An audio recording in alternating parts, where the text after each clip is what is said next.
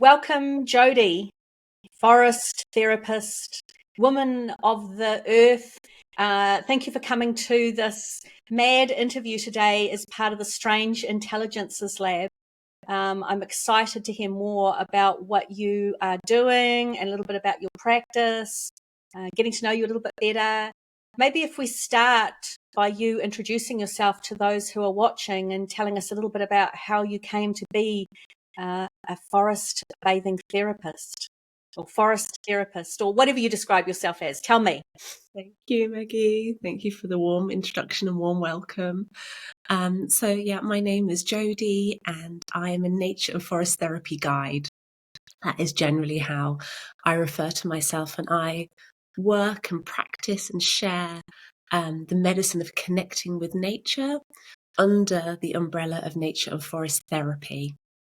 I was certified through the ANFT, so that is the Association of Nature and Forest Therapy. And I actually came across them very randomly. This wasn't actually a linear journey. It was very much a very lateral one. And I came aware of nature and forest therapy through some of my own personal experiences that awoken aspects of myself, almost by chance and by accident when connecting more deeply with nature. And when I saw the shifts in myself, when I experienced the huge effects on my life of being in that deeper relationship, I started to look, there must be something in this. There must be people training or doing work. And that's how I found the ANFT. And they are one of the leading global providers, developed through Amos Clifford in the States in 2012. So tell me a little bit about what you do. What actually happens if I'm a client of yours? Yeah. So depending on what type of client you are, I am on a mission to work with all aspects of community. So for individuals, for someone like yourself who wanted to come on a public walk, I guide people on anything from 90 minutes to 3 hours or half day immersions in nature. So we go through what is sometimes described as kind of a walking meditation, nature meditation. Forest bathing is another popular term. But we go out and I allow people to be, like, to fully be in nature, to fully awaken their senses, the senses that we often forget because we're often trying to filter out information in our overstimulated world. And there's a really beautiful experience of just guiding people in the forest, in open green spaces or blue spaces, and reconnecting with all the senses as a way to notice what's there that perhaps we don't always notice, and to come into deeper relationship. And to make that a bit more practical, what that means is that it starts with a guided meditation in nature. We really awaken ourselves and really ground ourselves deeply and deeply. Then I offer a series of what are called invitations. And an invitation is something to explore in relationship with nature through your senses. So for somebody, that might be going and really exploring touch and texture and temperature and all that that brings. Sometimes an invitation is purely something as simple as sit spot. And sit spot is where somebody goes out and they sit for 20 minutes in the exact same place without moving, without counting their steps, without reaching for the mobile phone. It is 20 minutes. And what's incredible in that invitation is that the first few minutes, you notice the trees and maybe a bird.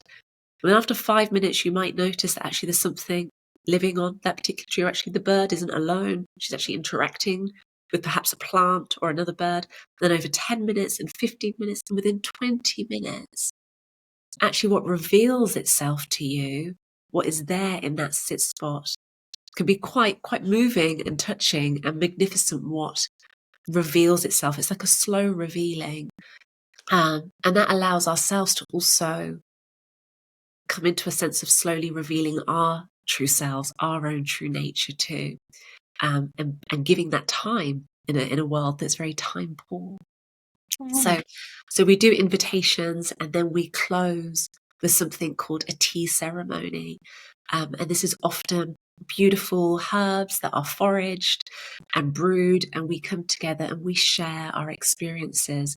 And again, there's something really potent in being witnessed by actually speaking what you're feeling and experiencing in nature, and having, because we are relational beings, having other people around us acknowledging it, perhaps, also sharing their similar felt experiences. So it's an individual experience, but it's also social too, which is a really important component of it. And how do people come to this kind of therapy? What kind of people are they that they would be connecting with you? Yeah. All people, Maggie, I would say. I think that, human nature, we come from nature. We are nature. We are all deeply connected to nature. There's just a different level of remembrance of that. And so all people have that desire. But I would say at the moment, the people that are coming on my walks are people who maybe in the field of nature connection.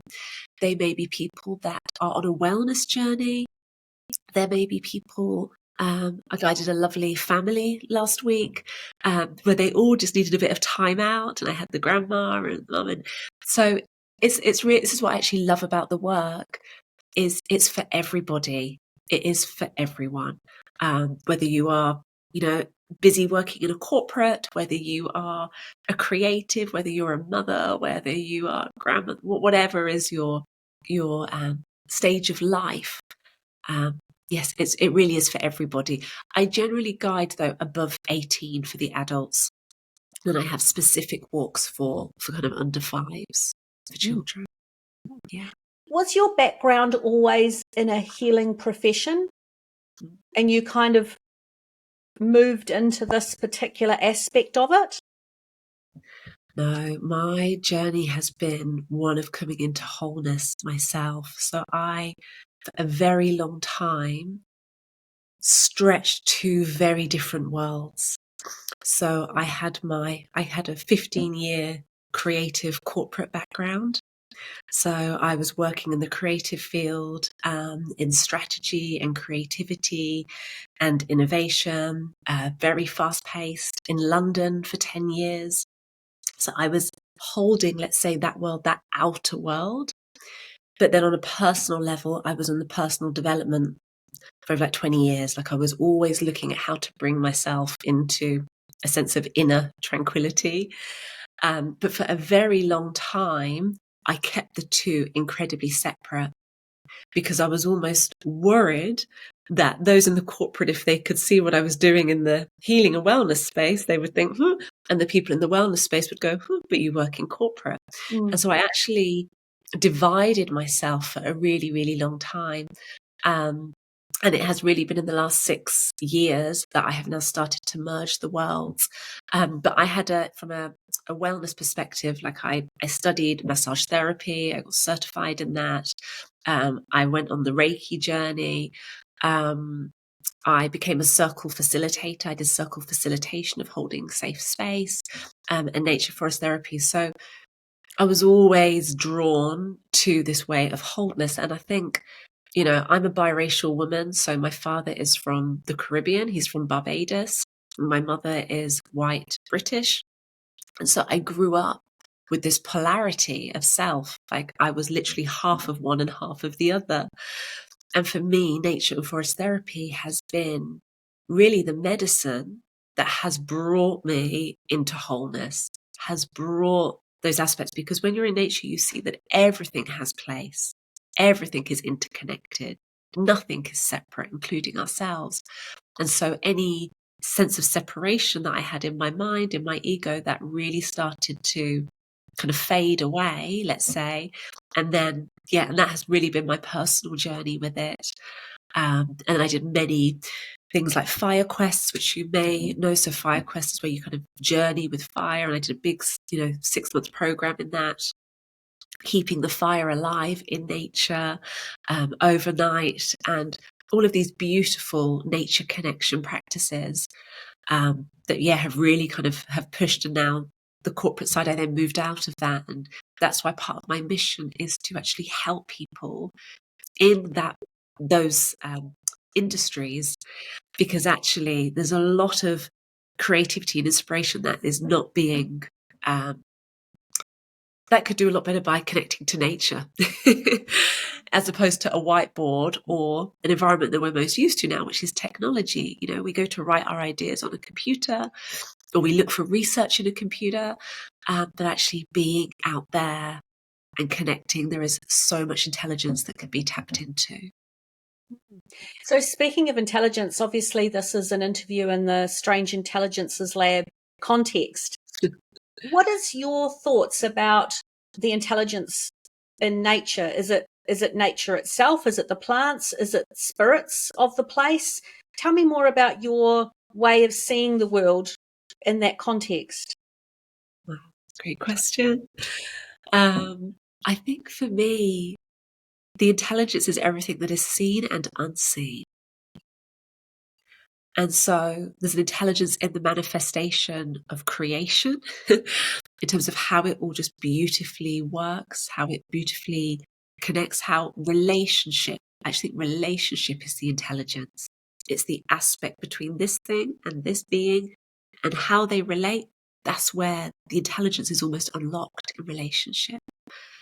And I think that is in the manifested world. And in the unseen, let's call it, like in the potential of creation, where all that intelligence is waiting to be expressed, I think there is infinite possibilities. There is infinite creative expressions. There is part of it that will be created in our lifetimes. There'll be part of it that will be created later. There's part of it that we don't know that was created before. So I'm not sure if I'm answering your question, but I feel that the intelligence is deeply rooted in relationship. And I think that is a bit that sometimes is not studied as much. It's the thing itself or this particular aspect. But actually, when we look at interconnectedness, when we look at the web, we talk about in nature and forest therapy, the web of interbeing. Where are you in relation to all other beings? And when we look at the web is the intelligence, I guess. Yeah. And do you see the practice that you have in terms of being a forest therapy guide a spiritual practice, or do you see it as almost like a psychological personal growth thing? Like, tell me a bit more how you view your practice in doing this. In terms of, I have always been focused on accessibility. I feel accessibility is really, really important. So I try not to give it any particular spin, to be honest with you. My personal practice, I've been on the spiritual path for a really long time, and that's my journey with it, and that's how I connect in through it. Physical, metaphysical, but in terms of what I hold for others is purely secular, is just really, I don't, when I worked in psychology, in business psychology for 2 years in a psychology consultancy in London, helping businesses to apply. So I understand a lot of the aspects psychologically of what nature connection gives us, but I don't prescribe it in that way, if that makes sense, because in nature and forest therapy, we talk that the forest is the therapist, the guide opens the door. And I love that because I never wanted to be a healer. I believe all healing is internal. I believe that we are all powerful, intuitive beings. And so I love my role in being somebody who kind of walks the walk and inspires and helps to guide. But that's then where I step back and I allow the individual and the forest. And I trust as well that the forest will give that person what it is they need, whether that is a psychological need of connection, or whether that is something more esoteric and spiritual, or whether that is just boosting the immune system for 15 minutes and shaking off some tiredness, whatever that might be. There are so many benefits, and it really is, it's almost like an individualized medicine that I can't prescribe what that can do for somebody. All I can do is make sure I hold safe space, inclusive space, and hopefully bring more people into this practice in a way that it's so accessible that it doesn't go on the too hard list. I know I should go for a walk, but I don't have time, or I know I should get out today, but I've been looking out the window, but I still haven't gone out. I want to be a catalyst that makes forest therapy as catchy and as accepted as going for a yoga, as going to the gym. People feel bad when they haven't gone to the gym. People feel bad when they haven't stretched. I kind of want people to feel bad when they haven't been for a forest bathing walk. I want that to reignite that. And I want to be part of that. Yeah. So, Jodie, you said that you, up until about 6 years ago, were kind of holding these dual roles in life. And it sounds like, from what I've understood so far, that they're almost quite different paradigms or realities, like parallel worlds, essentially, for that matter. Was there a particular moment where an integration occurred? I think it was gradual, Maggie, and it took, I would say, some experiences that made it that I could no longer hide, like I could no longer suppress this other aspect that that was part of me, because ultimately I was hiding part of me. So, there was definitely some nature connection experiences, some real heart experiences, and clarity on my purpose. I think that's what I think when I have clarity on your purpose, when you've got clarity on your why, then actually everything starts kind of coming into coherence. Like the people start showing up that nudge you towards that. Like things just start shifting, that the world around you starts shaping it so that you can go on that journey and on that pathway. So I think when I stopped resisting it, then it was like a snowball. It just started and carried on from that. But in terms of a particular moment, sometimes in terms of I guess there was an opportunity to share. So there was a particular moment when I had some really intense nature connection experiences when I was out and I was just walking, just on a typical walk. But as I mentioned, I've done deep meditation for about 15 years, and I had a particular experience with the cows. Actually, I was walking through some fields, and I sat down. I did a lot of meditation, and I was doing some nice omming. And these cows just started coming across the field towards me, and they were resonating with the Om chant. And I started to realize, I think they're responding to me. So I just kept going. That mind aspect of like, oh, don't be silly, was shut off enough that I just kept doing it. And as I kept doing it, I maybe had about 30 calves. They'd all come to me. This was down in the South Island of New Zealand. And as I continued, they came closer. I noticed that there was tears. And there was tears off these calves. And I thought, cows don't cry, do they? Can they cry? Like, are they tears? What is this? And anyhow, it was a very deep experience, and I subsequently did a lot of research afterwards to understand, do cows cry and do calves cry? And I realized that was a very powerful experience, and it was one in which, again, that sense of separation, that sense of compassion, that empathy, I really felt like they were coming and they were just needing a mother to be with them in that moment. And they were really connecting with the sincerity of my sound and the love and the heart of my sound. So that's just one example. But there's been, experiences like this where I just became more and more clear about my purpose was around nature, connection, and sorry, probably actually another catalyst was going and working in a psychology consultancy. That's it. Because when I went to London after my son was born, I was like, right, maybe if I work in a psychology consultancy, they understand the mind. This will help me bridge my worlds. This will finally put me at ease because they understand psychology and my nature connection practice. They understand ecotherapy, but I'm still applying it to businesses. I'm helping businesses to serve their customers and serve their brands better. And when I started working in this consultancy, it surprised me that all the expectations I had that they would be so deeply aware of human nature. I experienced the aspect of psychology where it was so heady, where it was so scientific, that actually there was a real lack of nature connect. There was a lack of connection to self. Actually, it was all through a looking glass, and there was a lot of anxiety. There was a lot of stress. There was a lot of burnout. There was a lot of neurodivergence, and there wasn't these outlets for my colleagues to actually manage that.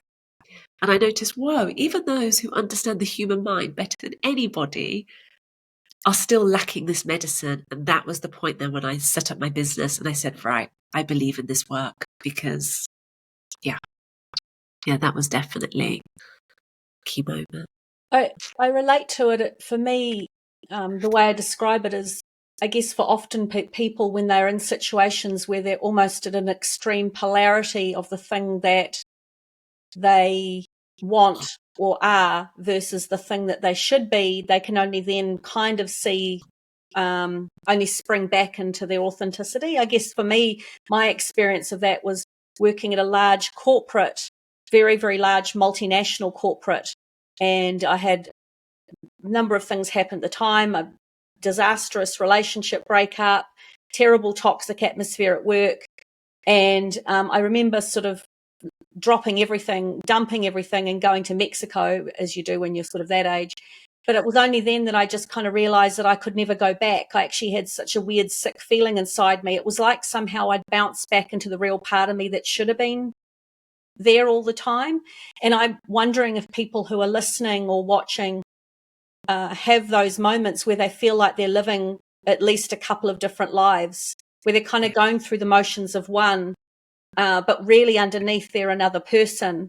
And it's only through stretching to almost an extreme polarity of one that you can see the other, that you can actually see what it is that you're not supposed to be or what you're supposed to be, which is a little bit what you're saying at the moment, almost like an extremely different paradigm in every sense of the word was what you needed to experience to go, no, I'm really not that. Absolutely. Absolutely. I mean, my world couldn't have been more stretched. I was in an exec levels, in board meetings, very masculine, very ego-led, a lot of control aspects, definitely very little psychological safety being nurtured in those environments. And then on the weekends, I was doing vision quests with heart-centered beings, and I was holding these two. And I think, yeah, that's absolutely right. Like, it was hard though. It was, there was a lot of grief with that as well, of this world that I'd held for 15 years wasn't really me. Like, that was hard to come to terms with as well. But then on the other side, kind of knowing there's this new world, but then am I going to lose that for that? But at some point there just becomes, the scales tip and you can't hold both. And, you can't go back to where you've come from. So there's just this trust. There's this trust in the heart that it will evolve. But it certainly has been a long and also it's been a path. It has been a path. It's been a journey and a pathway. And it feels like each of these moments have been there to deepen my practice, to embody my practice. Perhaps if it had been very straightforward and I had gone and done a certification and then gone out into the world, actually the depth, this has been the medicine that has held me. It has held me. I'm a single parent. It has held me as a single parent. It has held me in these big corporate roles. I used to be responsible for around 2.5 million in revenue. Like, it held me in there.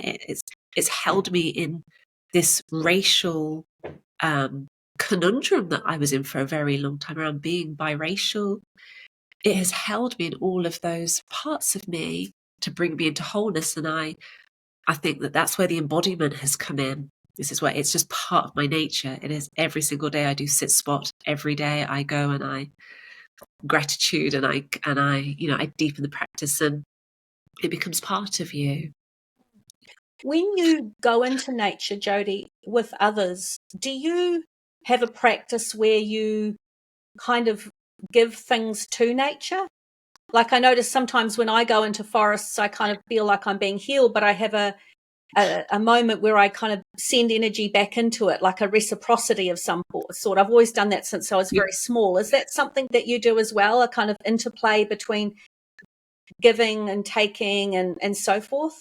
Yeah, absolutely. I love that you do that. I often do like mandalas and things. So if I'm alone, I make little mandalas and I leave them on the rocks, or I put something for the birds. When we come together in forest therapy on a bathing walk, we at the end when we have that tea ceremony that I talked to, we each pour a cup of tea and we kind of share our final words of gratitude. It's a bit of a gratitude practice at the end to ground everybody before they go off for their day. But one thing that's a really important aspect of forest bathing is to also pour a cup of tea for the land. So the first thing I do is I also acknowledge the land before the participants arrive. I go and ask if it's okay for us to be there today, and I ask for some grace. You never know what the weather's going to do, never know what's going to happen. So I ask to enter. I ask for some grace and I give gratitude. And at the end, we close with a cup of tea. I'm British, so I love tea. And we give tea back to the land as well. And I sometimes as well invite the participant, particularly if I see someone's been quite moved, would you like to go and offer that to the forest today to say thank you? And it's lovely, it's not just us, and that's the really important part of it. It's a relationship, and it's about seeing the more than human world as part of our family as much as, the people that have got two eyes and a mouth and look like us. So yes, we do that.